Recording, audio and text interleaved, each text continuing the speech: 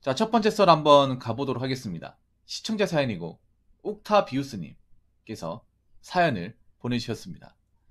사연을 보내신 사연자분께 감사하다는 말씀 전해드리겠습니다.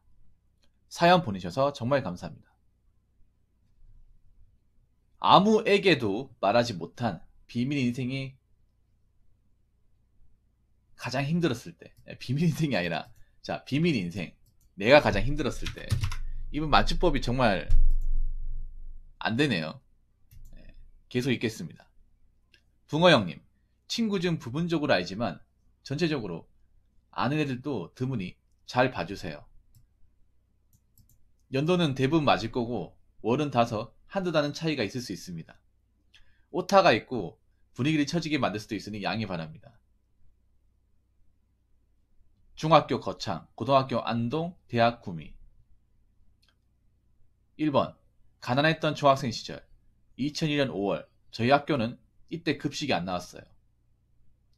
할머니가 도시락을 싸주셨는데 할머니가 안동 풍산에 가면 도시락 없이 학교를 가야 했는데 아버지가 3,000원을 주며 김밥이라 사 먹으라 하셨는데 김밥집에서 검 봉다리를 싸주는 게 너무 쪽팔리고 빵이나 우유 들고 가기도 거시기 하고 친구들은 도시락 싸왔는데 이걸 먹기에도 쪽팔렸습니다. 그래서 밥 시간이 되면 양호실, 과학실, 체육실로 도망. 4, 5교시가 마치면 수돗물로 배를 채웠는데 같은 반 친구가 이걸 알고 마치고 중국집이나 분식집에 데려가다가 자기 어머님한테 이야기해서 제 도시락도 싸왔어요. 착하네. 나중에 제가 경기도 취업. 물론 저도 따라가서 친구 개인회생까지 제가 도와준 그 친구입니다. 이런 좋은 사람이 왜 개인회생까지 했을까? 간혹 너는 호텔 관광학과나 간호학과 가서 간호사에서 여자팔이 주사를 놓으며 괜찮아요? 이거 시전하라고 해서 허파를 뒤집기도 하지만 고마운 친구입니다. 2번 아픔을 공유하는 친구. 2015년 LG전자에서 장비 조작 운영을 하고 있었는데 대학 친구이자 부사수인 친구가 대전 용궁에 용궁 순대가 맛있다며 같이 놀러 가자고 했어요. 어차피 풍산에 가야 하니 그럴까 하고 따라갔는데 이 친구 부모님이 정신지체 2급이더라고요. 이때 친구가 촌이라 카카오가 안 잡히니 택시를 따로 불러주며 택시비 2만원을 강제로 지어주며 택시를 탔는데 타자마자 눈물이 글썽거렸습니다. 나의 엄마 1급 지체장애가 있어서 나도 못 알아보는데 이 친구 부모님은 아들 보고 잘해주는 거 보고 순간 눈물이 쏟아질 뻔했습니다. 3번 어머니와 나 사이. 때는 2002년 4월 자전거가 저를 뒤에쳤는데 경사진 내리막길이라 저는 그대로 떼굴떼굴 굴러서 그대로 응급차를 타고 지역병원 갔다가 대학병원 이송. 2007년 5월쯤 노가다 알바를 갔었는데 우비를 입고 새벽에 철도에서 전선 까는 알바를 했는데 다음날 숨이 안 쉬어져서 차의과대학병원에 가니 의사가 심각한 표정으로 당장 부모님 부르고 중환자실로 입원해야 된다며 폐렴의 염증이 폐 전체에 퍼졌다며 바로 입원을 시켰어요. 근데 중환자실이다 보니 사람들이 생사를 넘나드는 걸 직접 앞에서 보게 되었는데 CPR을 하는 의사 선생님, 뛰어다니는 간호사를 보고 처음으로 하나님께 기도를 했어요. 살려달라는 게 아니라 저희 엄마가 저를 한 번만 알아보게 해달라고 진심으로 기도했어요. 하지만 신은 제 소원을 들어주지 않으셨어요. 병실에 갔을 때 할머니, 아빠, 친척까지 다 오고 친구들까지 오는데 머리로는 못 오시는 거 알고 있지만 자꾸 밖을 내다보게 되더라고요. 혹시 1, 2분이라도 보고 가시질 않을까 하는 마음에 이때 드는 생각이 어머니는 돌아가실 때까지 나를 못 알아보시겠구나 였는데 그래도 짜증이 나서 죽겠는데 의사 선생님이 무려 5일 정도는 씻으시면 안 돼요 해서 제가 아니 사람이 어떻게 일주일 가까이 안 씻어요 하니 의사 선생님이 어디까지 읽었지? 죄송해요. 잠깐만. 여기다. 의사 선생님이 지금 의심만 있지. 지금 당장 죽어도 이상하지 않다며 간병인을 붙이고 24시간 지켜봐야 된다고 해서 간병인이랑 할머니 돌아가면서 3, 4일을 지켜보고 있는데 옆에 있던 웬 아줌마가 할머니 보고 손녀가 예쁘게 생겼다며 무슨 성격이 대단하네 약을 올려서 제가 소리치기를 저 남잔데 무슨 소리를 하시는 겁니까? 하다가 기침이 무한 반복으로 나와서 정말 힘들었습니다.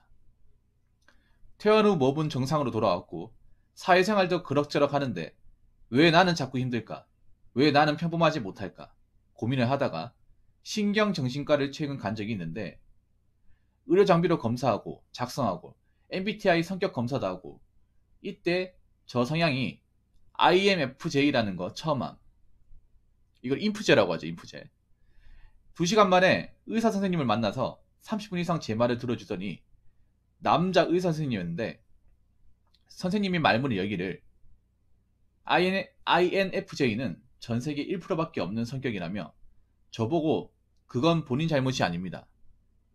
다른 사람은 어쩌다가 겪는 일을 옥타님은 자주 겪으시니 그런 거라며 검사 결과나 소견으로 봐서 치료가 필요한 건 아니라며 의사 선생님이 진료 차트를 적으면서 화를 내며 말씀하시길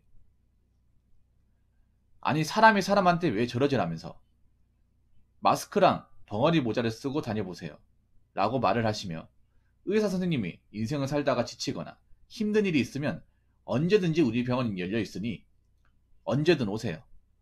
전문 의사랑 이야기하는 것만으로도 많이 좋아집니다. 라며 어깨를 두드리며 위로를 해주셨습니다. 4번 인생이 힘든 순간 병원에서 나오는 길에 여친이 퇴근하여 멀었는데 서쪽 하늘을 보니 태양이 이쁘게 노을을 그리며 지고 있었어요. 이때 도보로 걸으며 하나님께 다시 기도하기를 저에게 평범한 삶, 평범한 일상, 평범한 일을 제발 다른 사람들이 저에게 신경 좀 안 쓰게 해주세요. 라며 다시 기도했습니다. 군대 전역 후 아버지가 2천만원 빚 때문에 조선소에 며칠 일하다가 일당 10만원으로 답이 없다면서 부산에서 불법 알바하게 되었을 때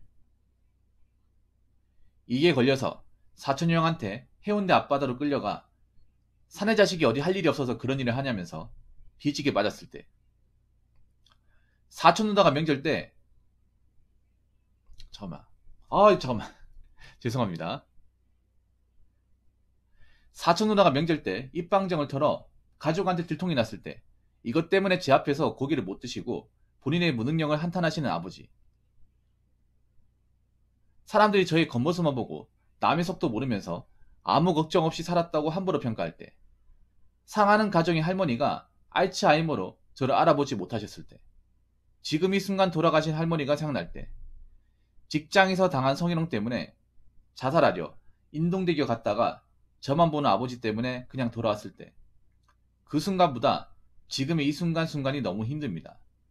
나이를 먹으면 괜찮아질 거라 믿었는데 저는 왜 힘이 들까요? 다른 사람들과 똑같은 삶, 평범한 삶을 살고픈 나 비정상인가요? 세상을 향해 말하고 싶습니다. 나도 똑같은 인간, 누군가의 소중한 가족이자 친구라고 라고 적어졌습니다.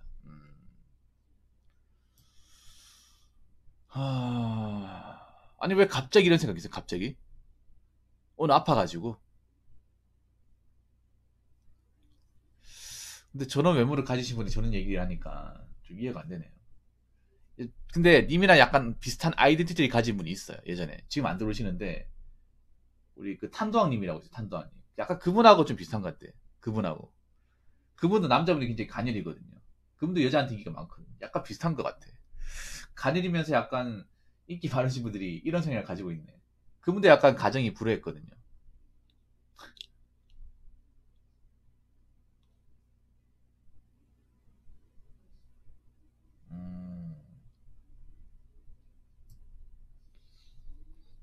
아저씨 마우스 이거 볼 있잖아. 마우스 중간에 달린 거 있죠. 이거 스크롤 내리는 거 스크롤이 고장났나봐. 이게 아니 읽을 때마다 이거 내렸거든요. 내렸는데 다시 올라가 이게.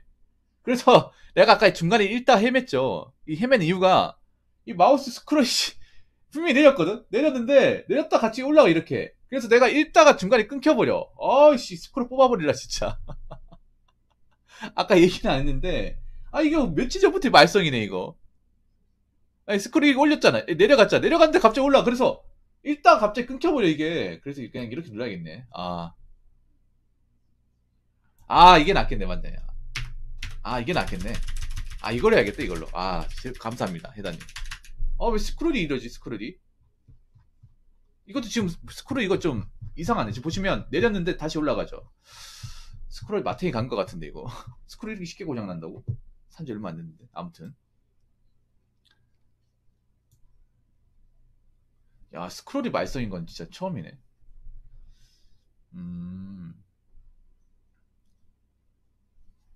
우리 옥타님도 도시락 세대네, 도시락 세대.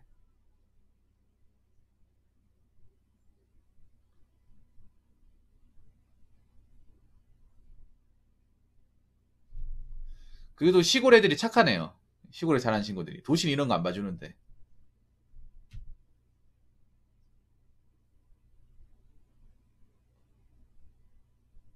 내가 보니까 옥타님이 몸이 허약한 이유가 있어. 제대로 밥을 못 챙겨 먹고 하다 보니까 굶는 게 일상이다 보니까 이게 살이 안 찌는 것 같아요. 보통 어릴 때부터 고생한 사람들이 나이 먹어 살이 잘 안 쪄요, 이게. 음,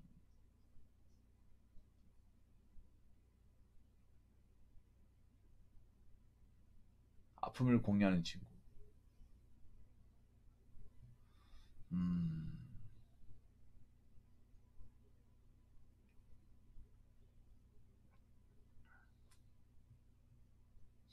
아니 근데 갑자기 왜 이런 걸 적었어요, 저한테? 처음부터 이런 거 얘기 안 했잖아요, 저한테. 처음부터 나한테 이런 일이 있다고 설명하지 않았잖아요.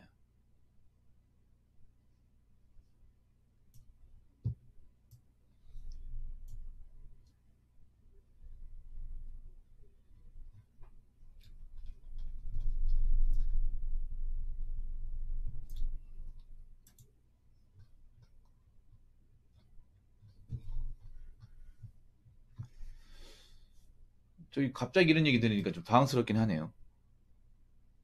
쪽팔린다고요. 이게 뭐가 쪽팔립니까? 아니 옥타이 뭐가 쪽팔려 이게?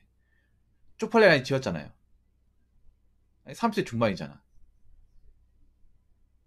이제 이런 것 정도는 이제 그냥 뭐 얘기할 수 있는 나이잖아요. 어린애도 아니고. 어린 나이 때는 솔직히 부끄러울 수 있습니다. 근데 이제 지금 나이 정도 됐으면 과거니까 시간이 많이 지났잖아요. 남들이랑 다르다고. 저도 과거에 아픔이 많아요. 저도 아픔이 많은 사람이에요. 저도 가난해가지고 음, 가장 무서웠던 시간이 이 도시락 먹는 시간이었어요. 도시락. 왜냐? 보통 가난한 친구들 이제 도시락 먹으면 반찬이 별로 없단 말이에요. 반찬. 반찬 까는 게 제일 부끄러웠어요. 나는. 밥을 사줘도 반찬 형편없다는 거 알잖아. 나중에 도시락 물이 안 껴줄까봐. 난 솔직히 도시락 까먹는 이게 별로 안 좋았거든. 그냥 급식이 더 나았어. 근데 저희 때는 아직 급식 문화가 이제 들어오기 전이라서 도시락 먹었는데 전 도시락 시간 제일 싫었어요. 저도. 예. 밥을 해줘도 밥이 너무 좀 별로니까. 여러분 아시겠지만 도시락으로 밥을 먹어보시면 아시겠지만 이 반찬에 예민하단 반찬에.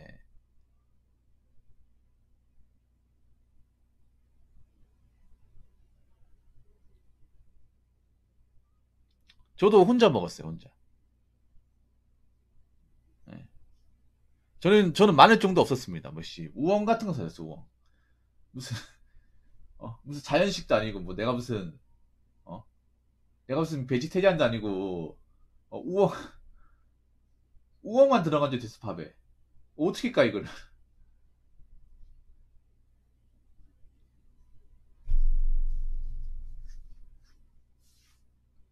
요즘 우엉이 비싸죠. 많이 비싸죠. 김밥에.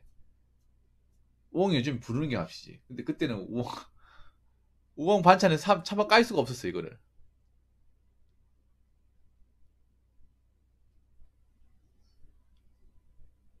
밥을 안 먹고 온 적도 있었습니다. 너무 민망해가지고 점심시간 일부러 밖에 나가서 밥을 안 먹고 나온 적도 있었어. 누구나 이런 시절이 있습니다, 옥탄이. 그러니까 본인만 있다고 생각하지 마십시오.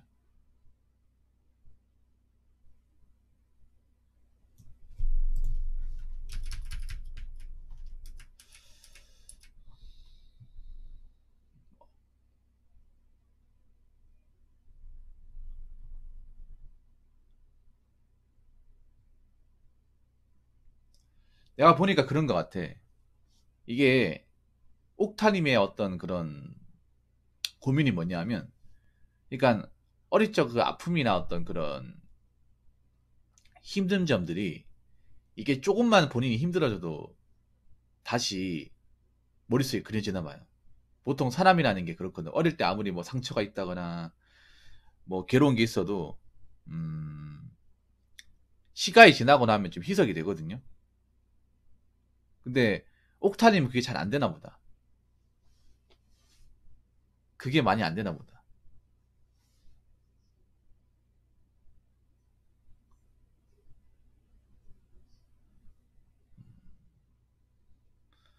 성인이 돼서 계속 돈에 쫓겨 살았다고요?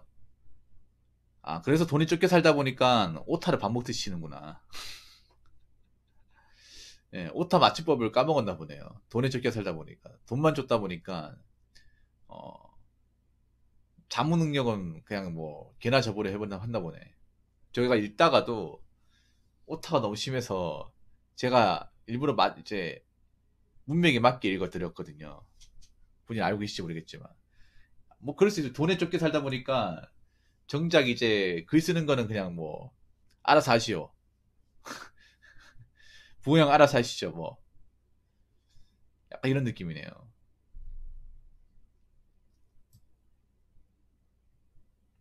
예, 시작부터 옥타 마이너스. 여친 이거 모릅니까? 아니, 근데 여친분 이거 몰라요? 왜 여친분한테 얘기 안 하는 걸 왜 저한테 얘기합니까? 난 좀 신기한 게 그런 거네. 사실 가까이 있는 사람한테 얘기해야 되지. 저는 가까이 있는 사람이 아니잖아요.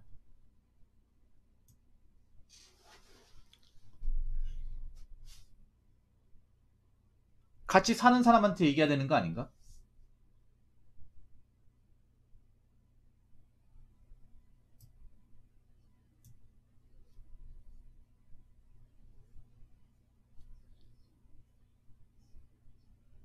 오히려 여친분보다 저한테 좀 약간 과하게 의존하는데, 저분이. 근데 여친이 이런 얘기 들으면 좀 서운하겠다.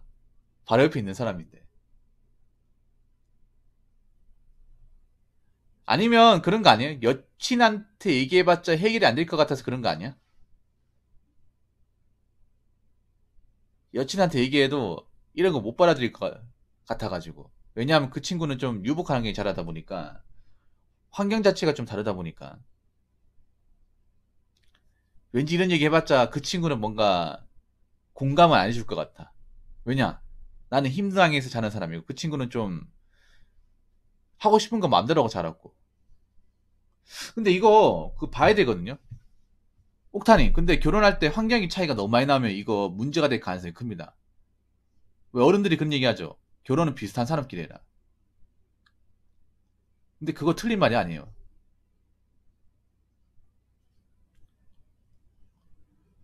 근데 이거 여친분이 알아야 됩니다.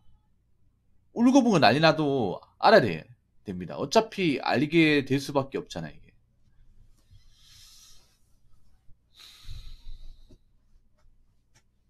근데 이거 왜 울고불고 난리가 나죠? 이걸 가지고 왜 울고불고 난리가 나요? 이거는 솔직히 말해서 상대방이 듣고 울고불고 할 게 아니라 덤덤하게 받아들여야 돼. 같이 울어줄 사람을 필요한 게 아니에요, 옥타님은. 어? 나의 힘듦을 감정 느껴서 좀 대시 좀 울어라. 이게 아니라 덤덤하게, 최대한 편안하게 받아들이면서. 그러니까 옥타님 입장은 그런 거죠.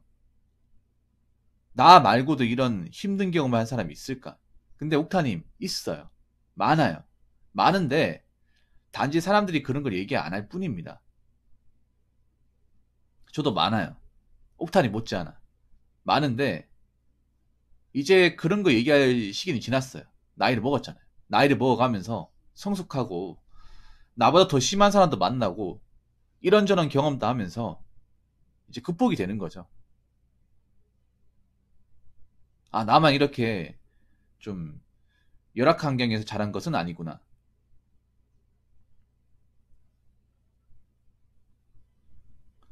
근데 이거 여친분한테 얘기 못한다는 거는 좀 그렇네요. 왜냐하면 이거 울보고 난리한다는 거는 뭐 감정적이라는 생각도 들지만 어떻게 보면 그런 거야. 구김살을 겪지 않은 사람이잖아요. 구김살을. 근데 이거는 알아야 돼. 여친분이. 이거 사실 울고불고 할 게 아닙니다. 이거는. 아, 이 사람이 살면서 나보다 어떤 그런 이제 고난을 많이 겪었구나. 그런 것을 빨리 이해하고 받아들여야 서로 가까워지는 거야. 음, 솔직히 좀 그렇습니다. 아무리 여자가 감정적이다 하더라도 저런 거 오히려 덤덤하게 받아들이거든요. 차분하게.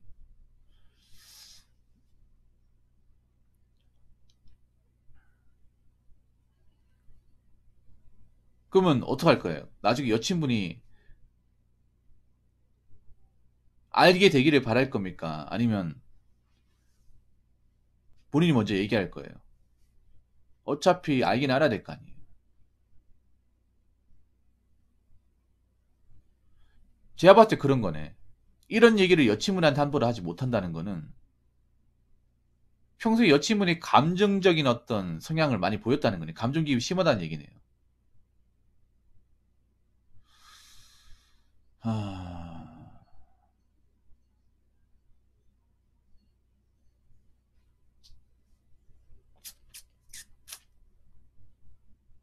그리고 이 이야기를 들어보면 님이 잘못한 게 뭐가 있어?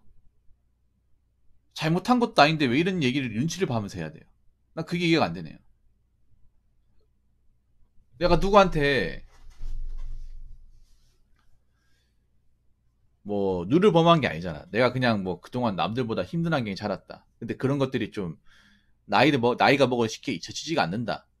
이거잖아, 이거.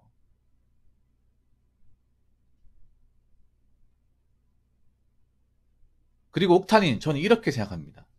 이번 얘기를 들으면서 어떤 생각이 들었냐면, 옥타님이 그동안 사실 여복이 많았잖아요.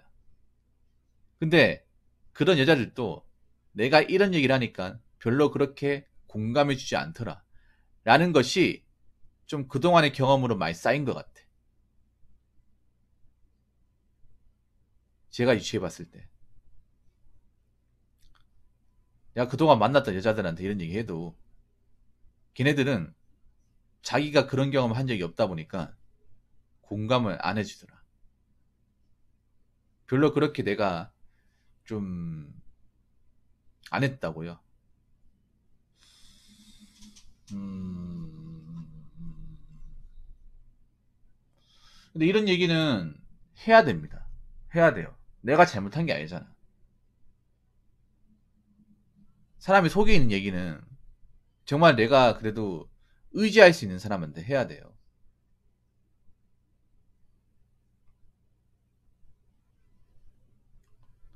안 그러면 계속 마음의 병이 커집니다. 마음의 병이 왜 생길까요? 마음의 병. 한국 사람들이 마음의 병이 많은데 왜 생길까? 간단합니다. 뭔가 안 좋은 경험을 했을 경우에 어디에 표현하고 싶은데 이걸 자꾸 차무린 하면서 참다 보니까 속은 타는데 말을 안 하고 있고 그러다 보니까 속앓이만 계속 하는 거야. 그래서 계속 이걸 담아 놓다 보면 마음만 불안해지고 마음만 심란해지고 자꾸 생각나는 거예요. 나는 개인적으로 가장 싫어하는 한자가 차무린입니다. 차무린. 물론 사람이 살다 보면 참아야 되는데 너무 우리나라는 남자한테 이 차무린을 강요합니다.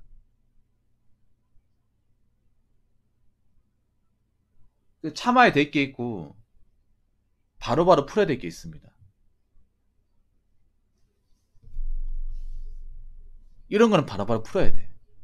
응어리처럼 남을 게 아니라. 옥타인도 그런 거야. 이런 아픔이 있었어도 누구한테 쉽게 얘기하고 푼 게 아니에요. 이런 거는요, 금방금방 풀고 응어리 같은 거 없어야 돼. 그래야 지나고 나서도 이런 것 때문에 사무치지 않습니다. 제가 말하는 거는요. 뭐 이걸 바로바로 얘기하라는 게 아니라 이걸 풀 수 있는 스트레스 해소 수단이 있어야 된다는 거죠. 자, 오해하면 안 됩니다. 이 말을. 이 말을 절대 오해하지 마십시오. 제가 말하는 건 뭐냐면 어디가 그냥 열받으면 바로 질러라 뭐 덤벼라 이게 아니에요. 그 얘기하는 게 아닙니다. 라인님. 그러니까 사회에선 참는 게 맞아. 참는 게 맞는데 바로바로 뭔가 풀어야 된다는 거지. 스트레스 해소. 운동을 하든 뭐라든 풀어야 된다는 거예요. 그러니까 이게 그런 거 옥타님이 참기만 하고 그냥 말 그대로 참기만 했지 이걸 풀지 않으니까 마음속에 응어리처럼 남은 거예요. 그게 본인만의 스트레스 해소 수단이 있어야 된다는 거지. 우리나라 사람들이 마음의 병이 있는 경우가 왜 그러냐면 자기만의 어떤 그런 스트레스 해소 수단이 없어요. 그러다 보니까 술, 담배 하는 거잖아. 술도 왜 먹어요? 내가 힘들었던 경험을 잊으려고. 어? 술 먹고 골아 떨어지려고 먹는 거잖아. 그러니까 과음하게 되고. 과음하니까 어떻게 돼요? 나이 먹어서 간이 안 좋아지고. 그런 분들 꽤 많잖아요. 남자분들 중에. 그렇게 먹는 게 습관이 돼서 알코올 중독이 되고. 술 먹는 거 말고 그 내 속에 있는 응어리를 풀 수 있는 그런 스트레스 해소 수단이 있어야 됩니다. 솔직히 가장 좋은 게 제 개인적으로 가장 좋은 거는 일기입니다. 일기. 다이어리. 여러분들은 믿으실지 모르겠지만 저는 방송하다가 뭔가 빡치거나 열받는 게 있으면 적어요. 예, 적습니다. 여러분은 믿으실지 모르겠지만 저는 다이어리 적어요. 나중에 이걸 방송으로 보일지 모르겠지만 제가 노트로 적은 게 몇 권 됩니다. 한 20권 되네 이거. 안 그러면 이게 내일까지 가더라고 저 같은 경우에. 그래서 뭔가 빡치거나 열받는 게 있으면 바로바로 적어요. 적고 나면 생각이 잘 안 나. 데스노트도 일종의 다이어리입니다. 일종의 다이어리. 다이어리라는 게 무슨 뭐 글을 적는 게 아니라 그날 일어났던 일을 그냥 요약해서 적는 거예요. 그게 일기입니다. 장문을 하는 게 아니에요. 그래서 내가 겪었던 일화를 적잖아요. 적으면 머릿속에서 잘 안 떠올라져요. 머릿속으로. 그런 게 있어요. 그래서 자꾸 있잖아요. 술 같은 거 먹지 말고요. 적어요. 이제부터라도 내가 살면서 겪었던 것 중에 힘든 게 있으면 적어. 적으면 그 적는 걸로도 굉장히 힐링이 있어요, 이게. 자꾸 마음속에만 담아두지 마시고 그런 것들을 좀 회고록으로 적어요. 보니까 많이 안 적은 것 같아.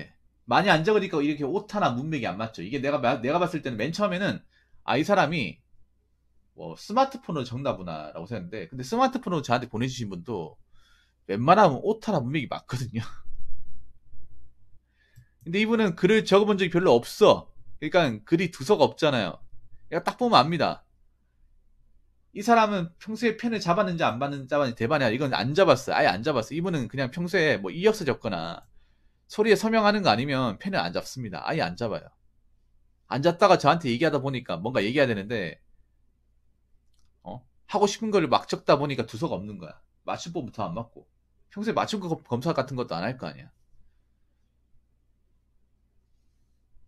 그러니까 앞으로 있잖아 힘든 게 있으면 그 노트 사가지고 적어요.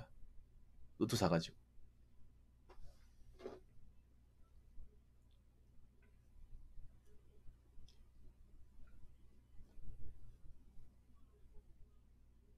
그리고 저한테 얘기하십시오. 옥타님. 저한테 얘기하세요. 제가 받아줄게요. 언제든지 얘기하세요. 언제든지. 대신에 바이러스 치료비는 주셔야 됩니다. 저한테 푸십시오. 여친한테 못 푸는 게 있으면. 그럼 되잖아.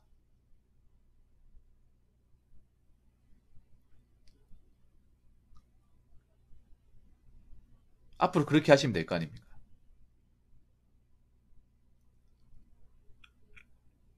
그리고 마지막 한 가지 더 말씀드리면 난 그렇게 생각합니다. 부자든 가난한 자든 아픔 없는 사람은 없습니다. 아픔이 없는 사람은 없어요.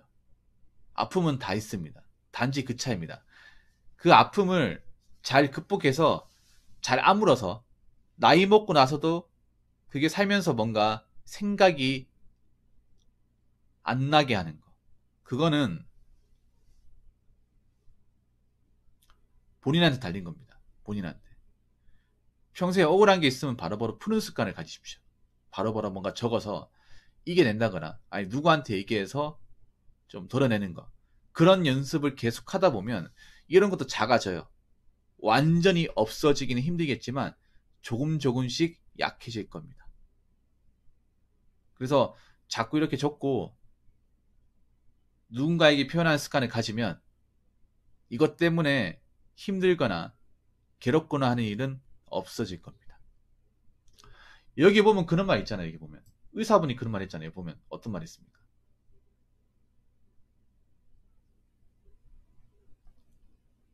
자, 인생을 살거나 지치거나 힘든 일 있으면 언제든지 우리 병원은 열려 있으니 언제 오세요. 전문 의사랑 이야기하는 것만으로 많이 좋아집니다. 예, 제가 하고 싶은 게 이 말이에요.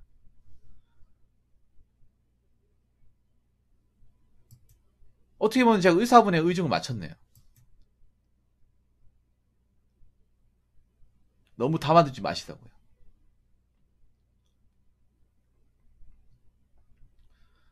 여러분도 살다가 힘든 게 있으면 참지 마시고 제 방송으로 오세요. 제가 풀어드리겠습니다. 옥타인도 앞으로 풉시다. 너무 담아두지 마시고요. 오늘 사연 감사합니다. 자, 이상으로 첫 번째 썰 마치도록 하겠습니다.